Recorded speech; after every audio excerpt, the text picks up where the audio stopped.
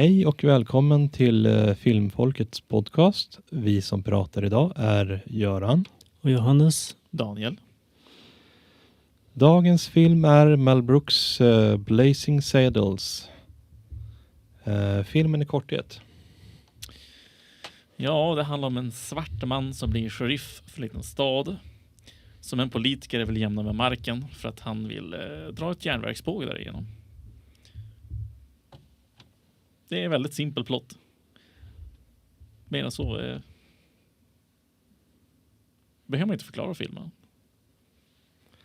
Nej, men jag håller ju med. Det är mycket slapstick-humor och lite sexistiskt.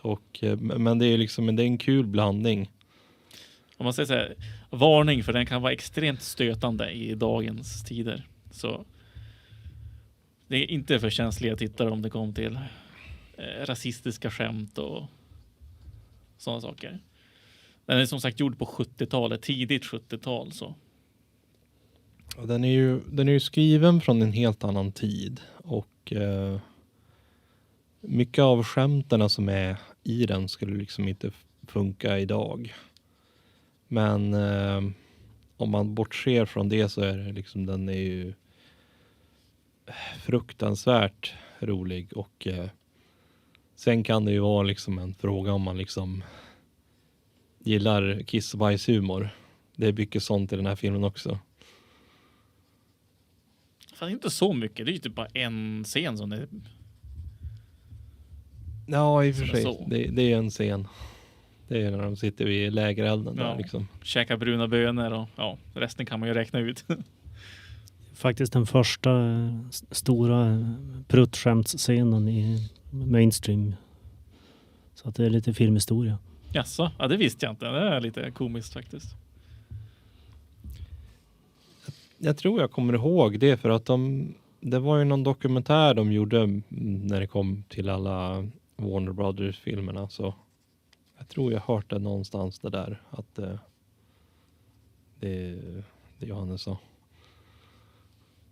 Ja, första gången jag hörde det. Det är intressant faktiskt.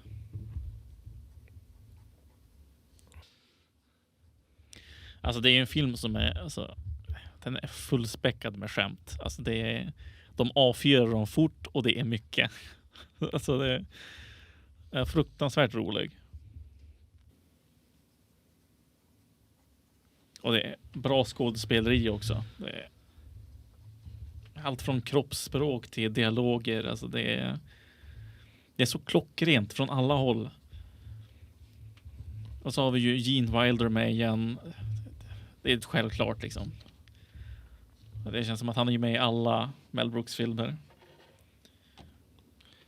Jag tycker ju att många av de skådespelarna i den här filmen gör ett bra jobb. Ja. Liksom, det är liksom ingen som jag kan komma på rak arm som gör ett dåligt jobb.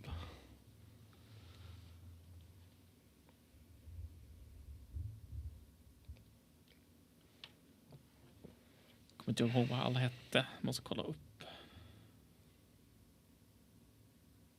Se, rollista har en enda. Där har vi rollista.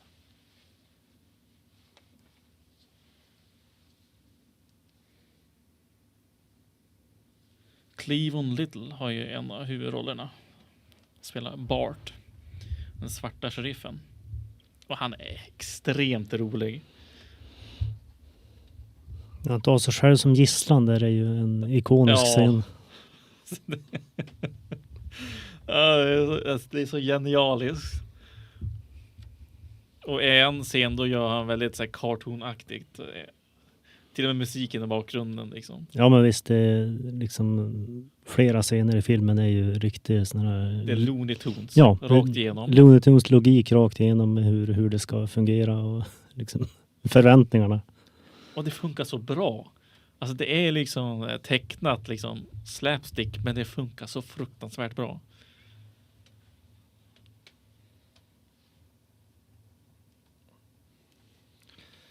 Sen är det är ju kul hur de driver med mycket klichéer när det kommer till westernfilmen. Till exempel när de ska i slutet där de ska åka med hästen till solnedgången och typ de far bara halvvägs och sen tar de limousin sista delen liksom. Ja, just det. Det är också coolt. Ta limousinen mot solnedgången istället för hästarna. Ja, i grunden så är det ju en parodi på liksom det klassiska western-stilen på alla sätt och vis. Driver med omständigheter och klyschor och allting. Så att ta en sån här ikonisk scen då man förväntar sig att de ska rida mot solnedgången och så kliver de in i en bil istället. Det är ju liksom ett sista slag i ansiktet på hela western-genren.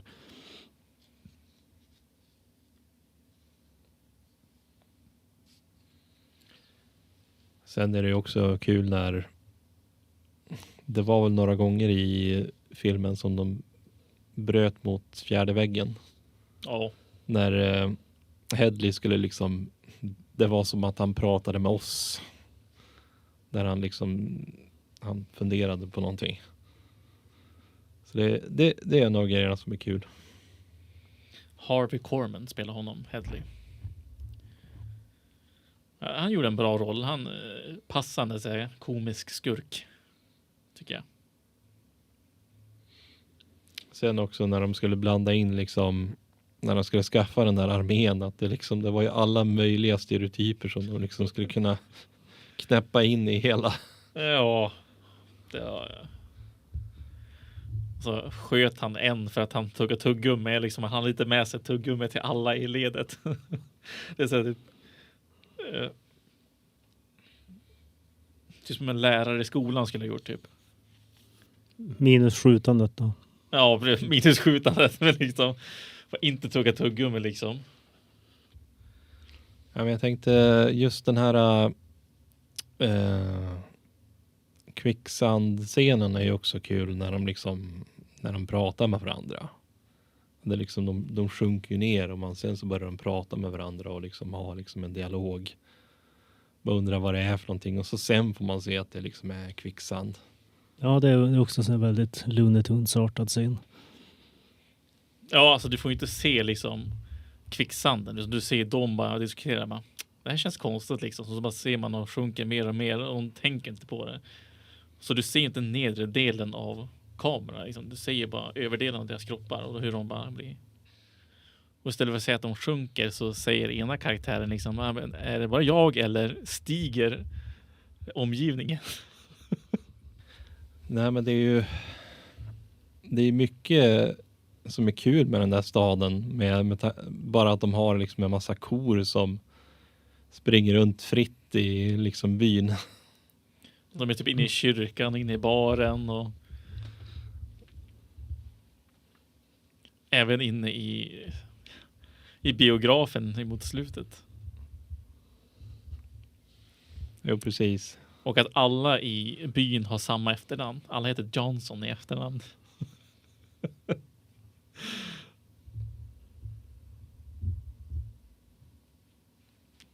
Ja, det är helt underbart.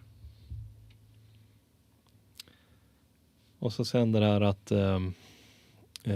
Mango, när han liksom red in på typ en stor tjur och så sen på bakdelen så stod det yes, no.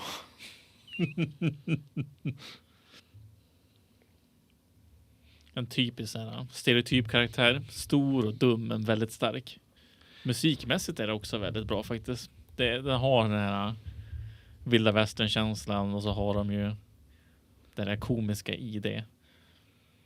Och så i början de ska när de ber slavarna och sjunga en sång så börjar de sjunga värsta skönsång istället för en sån här slavsång. Så blir det helt kalabalik av det. Jo, precis. Det var ju som att de hade gjort en parodi av Frank Sinatras, en av hans sånger och liksom klippt in liksom en massa grejer som blev liksom lite komiskt. Hela grejen med den här scenen är ju liksom att de driver med rasisterna. Det är ju att ska få de här svarta arbetarna att sjunga då. som om de vore slavar. De har just blivit befriad. Och vad de gör istället då, genom att de sjunger på sitt sätt. Så då provoceras ju de här vad man ska kalla slavdrivarna till att sjunga sitt eget nummer, och då blir ju de liksom att de håller på att förnedra sig på sättet som de vill förnedra de som de försöker tvinga att sjunga liksom. Det vänder på hela grejen. Så de är ju inte slavar, de är egentligen arbetare, men de behandlas ju fortfarande som slavar. Precis, och därav att de ska tvinga dem att sjunga liksom.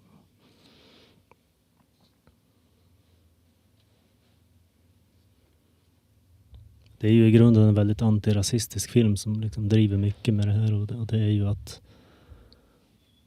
rasisterna i Mel Brooks filmer, de är inte bara onda, utan de är väldigt, väldigt dumma. Ja, de är otroligt korkade. Och det är bara för att visa liksom hur dumt rasism är liksom. Alltså det finns ingen intelligens i rasism. Sen var det ju någon grej som när Bart sa, ja men alltså jag är egentligen från Holland. Ja. Ja, visst, han hade en holländsk mormor. Ja, för de frågar efter 2 svarta som kan gå och kolla efter om det var kvicksand där borta. De ville inte riskera hästarna. Alltså. Ja, precis. Det är för dyrt, för hästar är mer värd.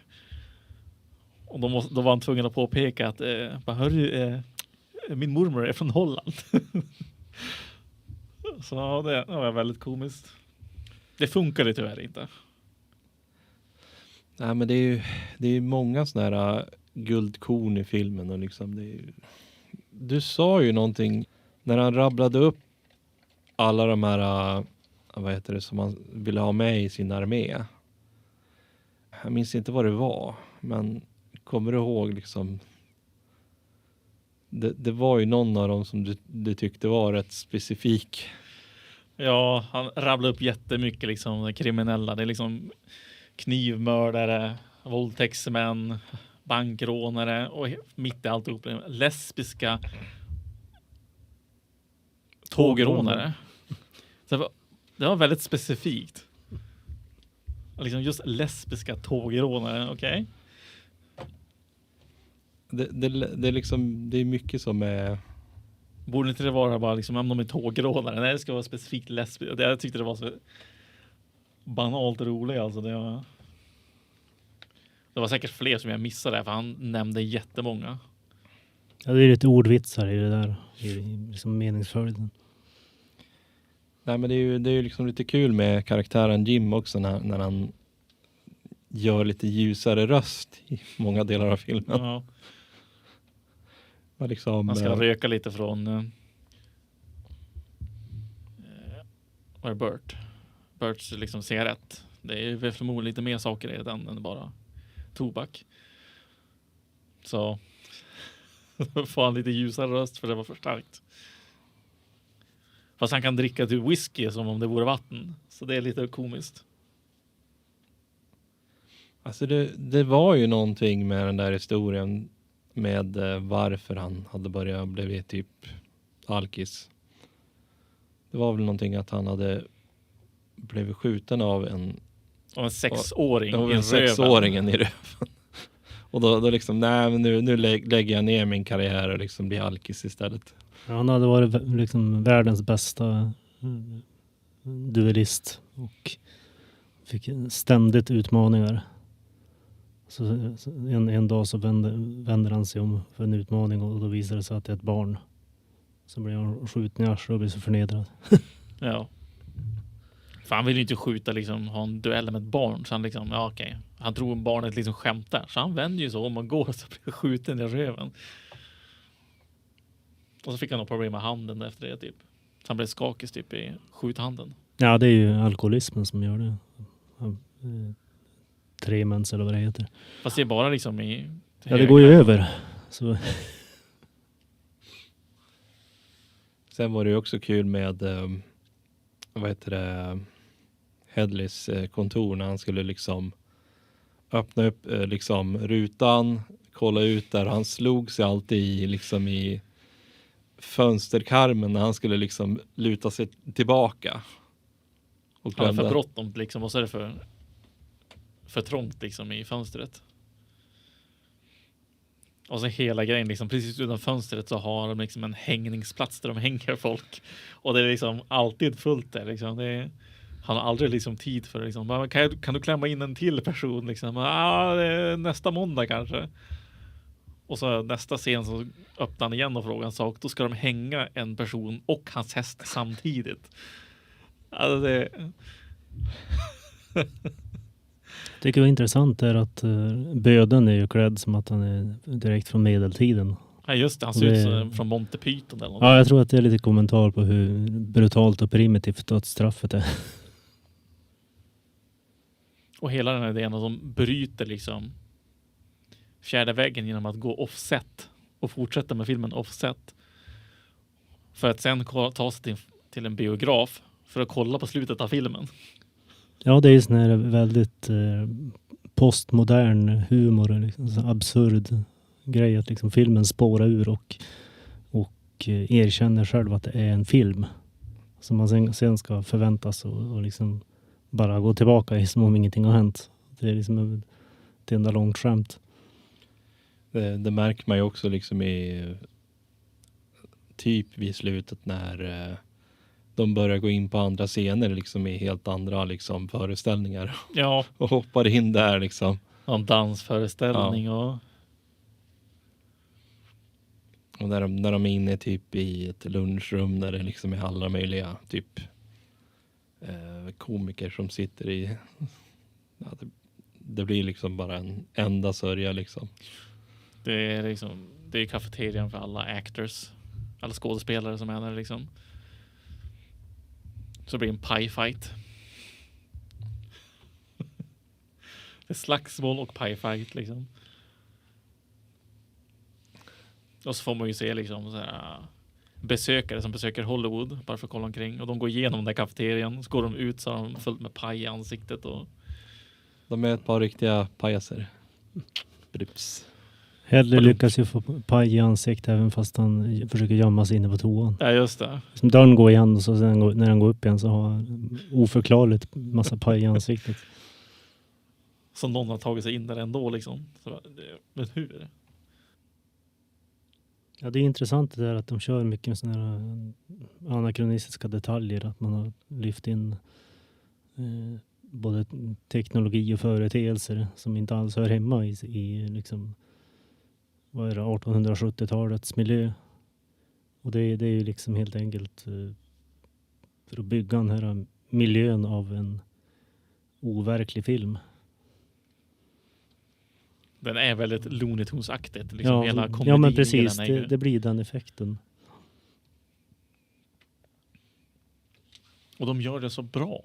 Alltså det känns liksom som en Looney Tunes-film. Jo, ja, det är ju det här är ju en av de filmerna som jag har sett många gånger. Förståeligt, för den är väldigt rolig. Den och Young Frankenstein, alltså jag tror att det är de två som jag har sett mest. Det är inte så lång heller. Den känns som, det går rätt fort. Men man har mycket kul på den där tiden som den kör. Jag minns inte om det var 100 minuter eller om det var 80 någonting.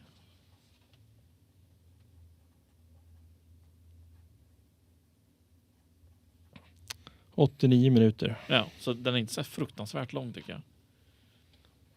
Tänkte det är också väldigt många roliga ljudeffekter. Speciellt när de slåss.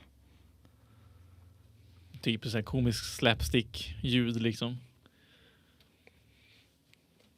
Jag vet inte varför, men det blir bara roligt när man överdriver sådana här ljud liksom i slagsmål. Sen så funderar jag på att det är väl vissa grejerna som är liksom lite trickfilmat också. För jag vet inte den delen när många ska liksom slå till hästen. Om det skulle ha funkat idag eller om det var trickfilmat. Ja, det är fejkat. Jag tror alla de här slagsmålgrejerna är fejkat. För man ser liksom att det blir ingen kontakt när de slår. Så. Jag gillar ju scenen när de står och pucklar på en gammal tant liksom. hårt i magen. Och så mitt alltihopa, hon bara avbryter och pratar med publiken och sen fortsätter. Och det så absurt. Kommentera på hur grym scenen är liksom. Ja. Har du någonsin sett så grymt? Sen bara fortsätter de. De låter när prata färdigt där. Men jag skulle nog vilja säga att den bästa scenen jag tyckte är nog är när han håller sig själv i gisslan. Alltså den är oslagbar den scenen. Ja, men jag håller med faktiskt. Liksom verkligen visar hur dum liksom befolkningen är i den där byn. Och ja, det är genialiskt. Jag minns inte, hade vi gått in och värst mycket på filmmusiken? Nej, det hade vi inte. Jag tänkte det är ju väldigt många av de här låtarna som det är ju skrivna just för den här filmen. Bara den här liksom inledningen till filmen. Ja, det är ju en hel grej. Alltså att, han som sjunger den låten, det var så här att Mel Brooks ville ha fram en som lät autentisk. Och då hade man den här...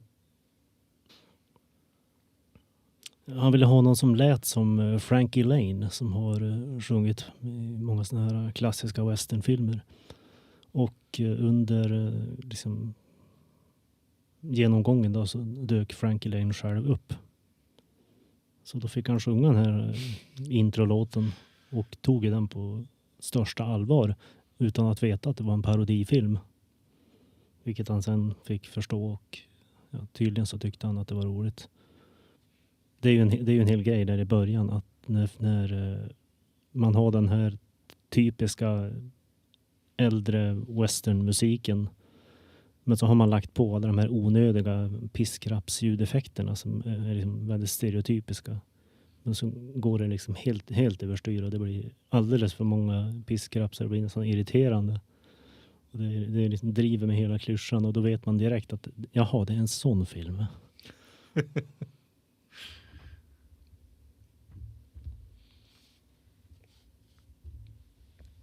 Ja, men jag tycker också om den här låten när de berättade om byn. Ja. Alltså texterna är ju faktiskt ganska roliga. När de är där i kyrkan och man tänker liksom det ska vara en psalm de sjunger, men de sjunger bara om vad som händer och vad de ska göra för någonting. Ja, Det är liksom... Jag tänkte speciellt när de skulle dra bönen, han liksom drog upp liksom alla psalma liksom kapitel och ducka. Ja, just det. Medan det kom in en dynamit genom fönstret. Försöker komma på, jo. Sen så har vi ju det här sångnumret när de var och kollade på den här föreställningen. Ja, just det. Den var ju Den också tyska tjejen som skulle... Madeleine Kahn som sjunger. Ja. Det var nog den minst roliga scenen skulle jag säga. För jag tyckte den var lite för utdragen. Den var inte dålig. Det var bara att den höll på alldeles för länge. Och var lite för repetitiv. Så. Jo, jag håller väl med det. Att alla de andra sångerna tycker jag liksom, de passade in bra och liksom det var liksom mer roligt på något sätt. Men jag tror skämtet också är att den ska vara utdragen och liksom monotom. Hon var ju monotom i rösten liksom när hon sjöng och grejer. Och det är liksom också, det handlar om att hon är less och trött på det där. Så jag förstår liksom så, men det känns bara som att den vart lite tråkig efter ett tag. Den höll på alldeles för länge. Den fick för mycket rum. Så den kunde man kortat ner lite grann tycker jag. Sen var det liksom lite komiskt när de försökte förföra Bart. Ja, men hon vart förförd. Så det är så. Och så bara liksom man fick ju inte se någonting, men man hörde ju när de pratade bara, är det sant det de säger om er? Bara, det är sant. Alltså dagen är det på, bjuder de på tysk korv. Bara för liksom att fortsätta bygga på den här stereotypen. Han bara, är du säker att du vill ha en till? Ja, men vad heter det, 15 stycken, det är mitt limit bara liksom. Alltså det var bamsekorvar, alltså de var gigantisk. Ja, det är väl just den här ljuddesignen, det är väl... Det är ju den här slapstick-humorn, liksom det ljudet liksom när de slåss och sådana saker. Det görs ju bra. Det gör det verkligen. Jo, jag håller med. Allt ifrån när man liksom hör när de slåss, när de liksom kastar in dynamiten genom fönstret och liksom allt ifrån pistolljuden och det är väl typ inte något mycket mer jag kan komma på. Det är liksom när det är tänkt att vara liksom slapstick då använder det känns som att man använder ljud som passar in. Jag vet inte hur man ska förklara på något bättre sätt. Ja, men jag tänkte, är det något mer vi kan säga om alltså ljuddesignen? För jag kan inte komma på något mer där. Ett specifikt ljud som... Ja, det är väl mest att de försöker ju återskapa den här äldre stilen som med Mel Brooks andra parodier av äldre filmer och genrer. Så att det blir liksom att det ska effektfullt efterapa en särskild estetik samtidigt som man driver med den. Ja, alltså det är ju en kombination av de gamla westernfilmerna tillsammans med Looney Tunes. Det är liksom, de mashar ihop de där två. Både liksom i musik och i ljuddesign. Och scen. Alltså ja, så för design. 1974 så var ju liksom westernfilmerna, det var ju som död genre. Så att det var ju liksom hela grejen att gå tillbaka och titta på det här som är etablerat och sen driva med den väldigt hänsynslöst. Ja, men hela den här scenen med att de ska bygga upp en exakt likadan fake stad liksom, som banditerna ska förstöra istället för att förstöra riktiga. Det känns ju så Looney Tunes-aktigt som det bara kan bli. Ja, och det är liksom under en kväll. Filmkuliss. Och sen bara på en halvtimme så ska de göra kopior av sig själv också för hela staden innan de kommer dit. Och hela det med att de försöker sakta ner banditerna så sätter de upp en tull i tomma intet. De kan bara gå runt tullen, men de måste någon rida tillbaks för att hämta massa mynt så de kan gå igenom tullen. En sorts tull som inte dyker upp förrän typ 100 år senare. Ja, men typ. Tull som inte ska kunna finnas i den tiden, ja.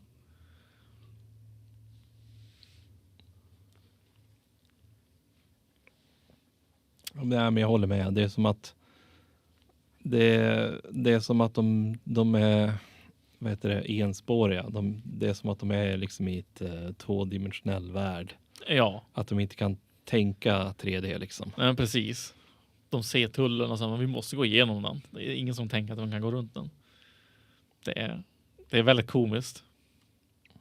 Och där har vi den här Looney Tunes-känslan de försöker få in i den här vilda västern klassikern.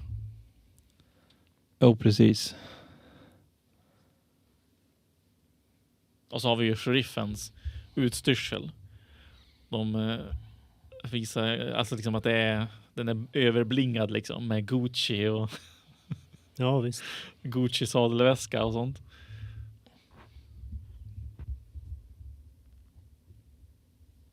Väldigt komiskt. Vad hade kunnat göra bättre, tycker jag? Ja, men det är det som jag funderar på. Om det är något mycket som man skulle kunna ändra på. Liksom. Det är som att de tog upp väldigt mycket med det de drev med. Och det tycker jag att de gjorde bra. Sen att man kanske inte kände igen alla grejer, men det blev liksom kul ändå liksom. Det enda jag kan tänka det är ju den där scenen när hon ska sjunga då. Den delen. Hon ska förföra sheriffen liksom. Den har varit lite för utdragen. Men å andra sidan så var det ju man fick ju som en paus från skrattandet och grejer. Nej, men jag håller med. Scenen är inte dålig som sagt, det är bara att den var lite för lång. Sen var som skämtet dog ut för mig fort. Jag tyckte de hade kunnat dra ut på filmen genom att jag skulle vilja se att de springer genom fler sätt när de går ifrån. När de springer in i andra sätt, liksom den här musikalen och grejen, att de hade sprungit in i ännu fler typer av sätt. Kanske någon annan Mel Brooks-film eller någonting. Alltså. Typ Det våras för Frankenstein eller Young Frankenstein. Om de hade sprungit in i det sättet. För det filmades väl samma år, om jag minns rätt. Jag tror det, ja. Ja. Så det hade varit coolt om de gjorde något sånt. Alltså varför inte? Det är ju liksom också en möjlighet. Det hade varit väldigt humoristiskt skulle jag säga. Hade kunnat funkat. Eller typ att de springer in i ett sätt för en stumfilm och så blir det så här stumfilmsaktigt.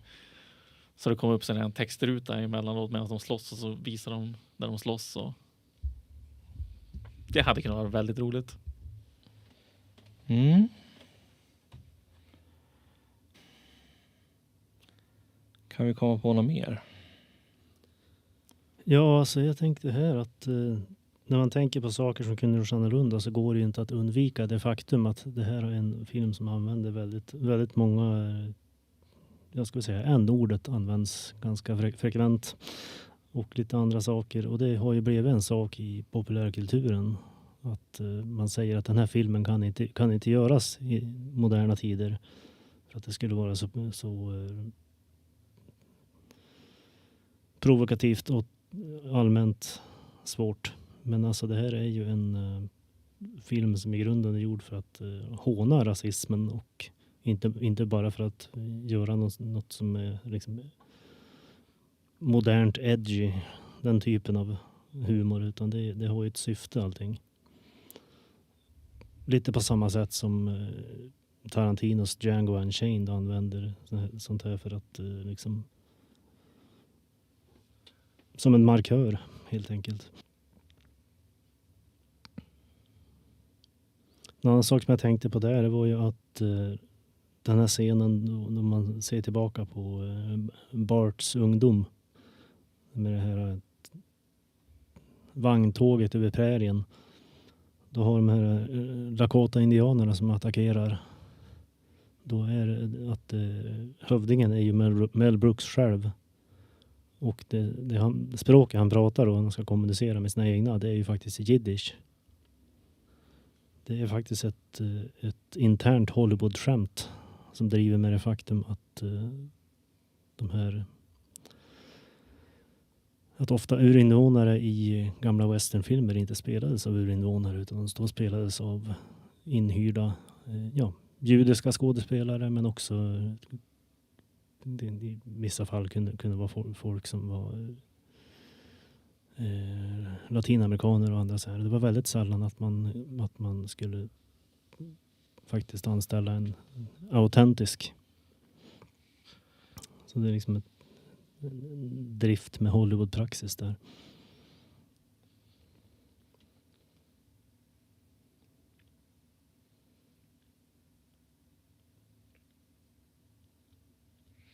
Jag tänker om man skulle ha gjort en sån här film i dagsläge, då hade man måste varit mycket mer kreativ när det kom till liksom, istället för att använda n-ordet liksom. Ja, det var en hel grej där när de skulle starta, när filmen skulle genomgå klippning och sånt här. Att vad ska man säga? Kvalitetskontrollen, när man säger så, ville ju att man skulle ta bort allt det där. Också scenen med bönerna och allt sånt där skulle klippas bort. Men Mel Brooks han vägrade ju att klippa det där och slängde alla deras kommentarer i soporna. Jo, jag tänkte, hade man klippt bort det så hade det förstört en hel del av själva komedin och just det här budskapen om att rasism, det är bara dumt. Alltså det är så fånigt. Jag tror alltså folk ser ju liksom det bara som något negativt och ser liksom inte liksom helheten vad man vill säga. De hör n-ordet eller någonting eller något sånt och så bara, men det där är dåligt. Det kan vi inte ha. Ja, det är ofta så att marknadskrafterna och industrin vill inte ta några risker. Ja, men precis. Och då kan man inte heller skämta. Så, ja. Ja, och utöver det så alltså, jag kan starkt rekommendera den här filmen. Fruktansvärt rolig, men för känsliga tittare så kanske det inte funkar om man inte klarar av såna här lite rasistiska skämt. Nej, men jag håller med. Alltså sen det är ju... Allt hamnar ju liksom... humor är ju liksom ett väldigt brett spektrum. Så att det är ju... filmen är inte för alla, men jag rekommenderar också den väldigt starkt. Då är ju frågan också om... eventuella idéer till nästa gång. Ja, antingen om vi har tid så lär vi ju se Dune. Annars så ser vi förmodligen kanske en till Mel Brooks-film. Vi har ju ett par till som vi kan avverka. Annars har vi ju hur mycket filmer som helst vi kan välja mellan, så det blir ju... Jag gillar Mel Brooks-filmerna, ursäkta att jag avbryter det, men jag gillar ju... Alltså, det är så bra humor. Jag tycker han är så fruktansvärt bra på att konstruera liksom, humoristiska filmer. Och han kan ju också verkligen driva med allt. Även fast de har liksom en liknande stuk så känns de blir aldrig tråkiga, tycker jag. Jag har sett dem förut och jag kan se dem om och om och om igen. Det är som en Disney-film. Nej, men jag håller med. Alltså, antingen att vi kollar på en till Mel Brooks eller att vi kollar på den här Dune, beroende på... Det kan ju vara kul att vi är liksom hela skaran. Ja, men det är tidsmässigt. För Dune är ju över 2 timmar, 2,5 timmar typ. 2 timmar och 38 minuter tror jag det stod. Så den är ganska lång. Ja, men det är ju det. Alltså det är ju liksom... Det är en väldigt seg film, om jag minns. Då är det frågan om vi får försöka att börja lite tidigare. Att vi bestämmer oss tidigt. Ja, men den här gången så blir det Dune. Och då kanske att vi börjar se den vid 12. Så att då kanske vi hinner liksom med. Så att vi allihopa är med och liksom kan prata om filmen. Ja. Men det är ju, allting handlar ju om tid. Så att det är ju, vi får ju se hur vi gör. Men ja, ett annat alternativ är ju Sunk. Sunkfilmer har vi ju gott om. Ja, även om jag du tänker kanske... inte se Amazing Volk. Jag tänker inte se den. Jag har sett tillräckligt av den. Det har visat. Jag tror inte jag orkar se hela den, tyvärr. Alltså, ja. Nej, men det är liksom... Jag tvingar ju inte någon att se det. Om de inte vill se. Det är ju liksom... Som sagt, vi har ju många sunkfilmer att välja mellan. Och jag vet att du är inte så sugen att se något mer av... Blood and Honey skulle vi kunna säga. Blood and Honey, ja absolut. Det finns ju... Om den finns Jo, men det går säkert att få tag på något sätt. Eller är det bara streaming man kan kolla den på? Det är ju inte omöjligt att man kan få tag på den på något sätt. Jag tror man kan ju segla om 7 haven och hitta den kanske. Absolut. Och så har du några fler förslag? Ja, vad jag tänker rent sunkfilm så har jag varit sugen på Highway to Hell. Och då har jag ju hittat en spansk utgåva av den ganska nyligen. Så det behöver vi inte tänka på det. Kan jag bara ta med den. Nice. Ja, men den skulle vi kunna säga. Ja, men jag ser om vi inte kan komma på någon mer så kan jag ju önska er hej och adjö för den här gången. Ja, hej. Tack för mig. Trevlig helg.